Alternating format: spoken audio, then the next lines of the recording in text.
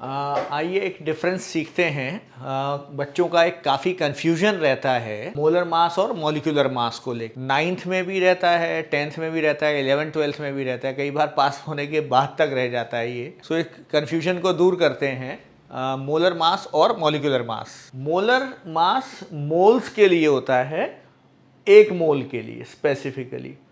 जैसे मैं एक एग्जाम्पल ले लेता हूँ, CO2 कार्बन डाइऑक्साइड, तो इसका 44 ग्राम्स एक मोल का मास है। इसकी यूनिट होती है ग्राम पर मोल। अगर यही मैं CO2 के एक मॉलिक्यूल का मास लूंगा कार्बन डाइऑक्साइड के, तो वो कहलाएगा 44U या 44 AMU। इसमें हमने क्या किया है, CO2 का एग्जाम्पल लिया था 12 प्लस 32 ऑक्सीजन का।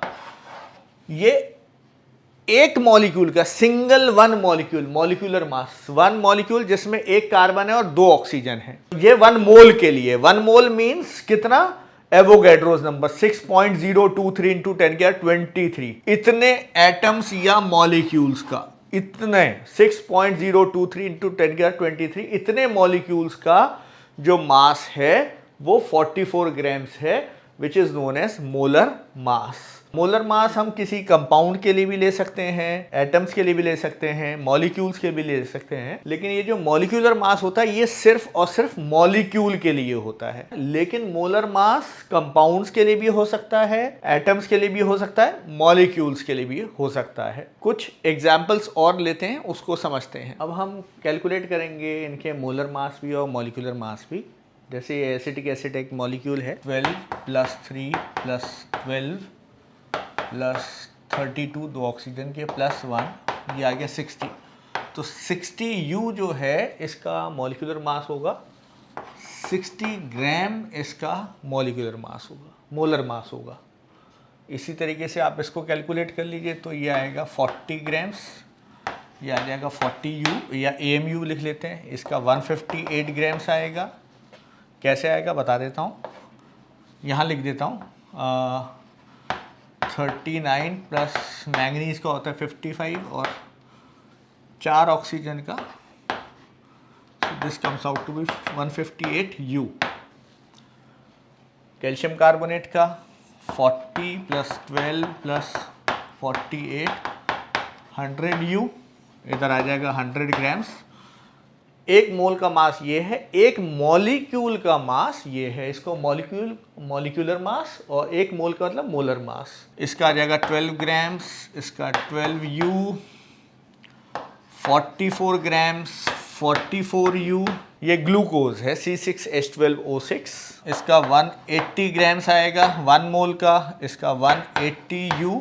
कार्बन का 12 लेंगे, एक हाइड्रोजन का 1 लेंगे और ऑक्सीजन का 16, इसका 98 ग्राम्स आएगा और इसका आएगा 98U या AMU, ऐसे लिख लेते हैं। और ये हाइड्रोजन का मॉलिक्यूल है, इसका 2 ग्राम्स और इसका 2U। This is the difference between, इतने एग्जाम्पल से हमें समझ में आ गया होगा कि मोलर मास होता है मोल्स का, एक मोल का मास, और मॉलिक्यूलर मास होता है एक मॉलिक्यूल का मास। इसकी यूनिट होती है ग्राम पर मोल, ग्राम पर मोल लिखेंगे, ठीक है, या ग्राम्स में लिखेंगे। और ये होगा मॉलिक्यूलर मास U में, या AMU means atomic mass unit. हम मॉलिक्यूलर वेट और मॉलिक्यूलर मास में डिफरेंस समझने की कोशिश करते हैं। पहले मॉलिक्यूलर मास ले लेते हैं। H2O है, हमें पता है कि मास नंबर हाइड्रोजन का 1 होता है, 2 हाइड्रोजन है तो 2 हो गए, और मास नंबर ऑक्सीजन का होता है 16, तो 16 प्लस 2 18U इसका मॉलिक्यूलर मास हो गया वाटर का। यहाँ पर H2O का अगर हम मॉलिक्यूलर वेट कैलकुलेट करेंगे तो ये एटॉमिक वेट के रिस्पेक्ट में होता है, और एटॉमिक वेट किसी भी एलिमेंट का, उसके लिए जो बेस फंडामेंटल लेते हैं हम, वो मास ऑफ कार्बन एटम लेते हैं। तो 1/12 of mass of carbon atom के हिसाब से हमारा जो मॉलिक्यूलर वेट ऑफ H2O आएगा, तो हाइड्रोजन का एटॉमिक वेट होता है 1.008U। 2 से मल्टीप्लाई करेंगे, 2 हाइड्रोजन है, 15.999 होता है एटॉमिक वेट ऑफ ऑक्सीजन।